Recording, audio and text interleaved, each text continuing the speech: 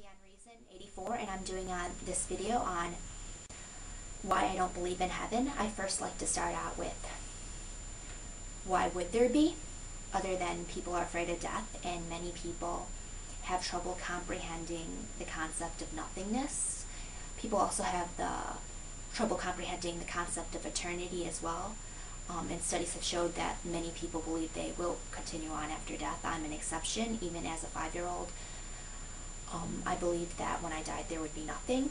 I would also say that I think that the concept of heaven and hell provided a sense of justice when there were none.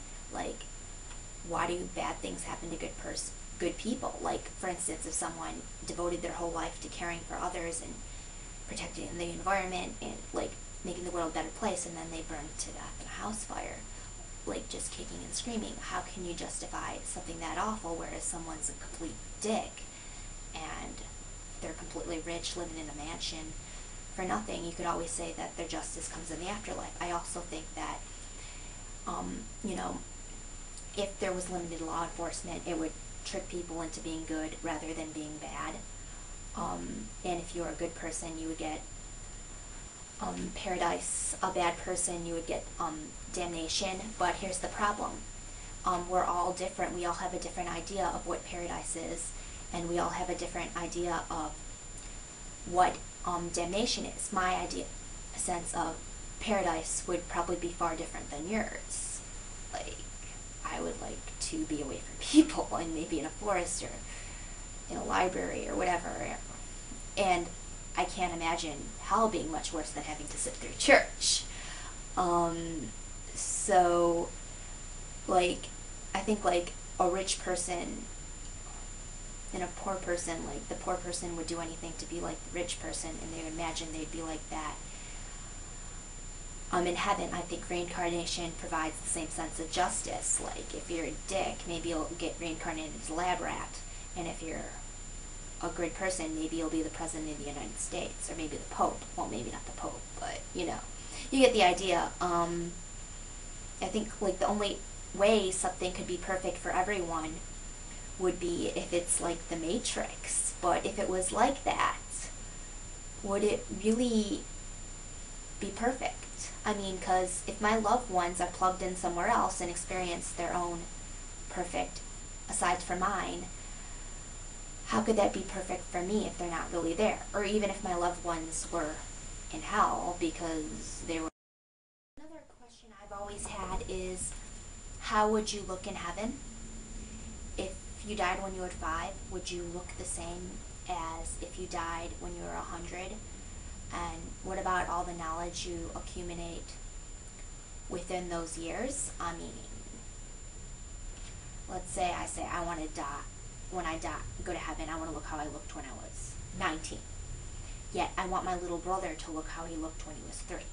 But if my little brother, when he's in heaven, he wants to look how he looked when he was 80, provided, like, he lives that long, how could we both have our way? Unless it is like the Matrix thing, which I've explained that if it was like that, it wouldn't really be heaven. And the whole issue of what if my best friend, who is an atheist or whatever, is in hell, how could I be happy with him or her not there with me?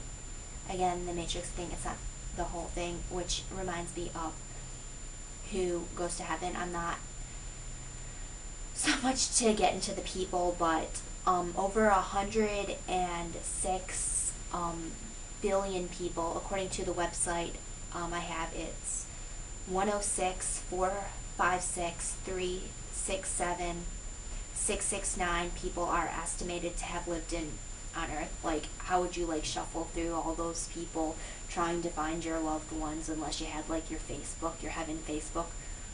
Oh, I'm looking up my great grandmother who wasn't even human yet in the speciation events.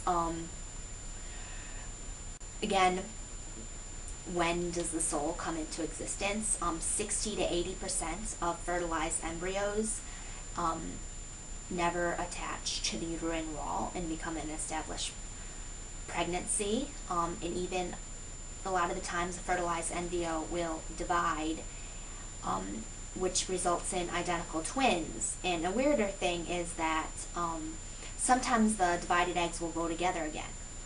Okay, that's weird. What does that say about the soul and identical twins and stuff? And of course, aborted fetuses, and well, I guess that is the same as the 60 to 80% of the embryos that never attach to the uterine wall. Do each individual sperm, each individual egg have a soul? And another thing is that humans are just one of the 5 to 30 million species currently living on Earth. Why are we so special other than we made this stuff up? And over 99% of the species that have ever lived on Earth are now extinct.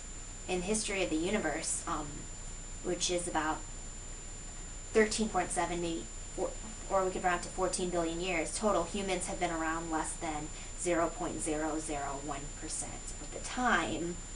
Because, let's see, the Big Bang was 14 billion years ago. The Earth formed 4.6 billion years ago. Single-celled prokaryotic organisms appeared 3.5 billion years ago.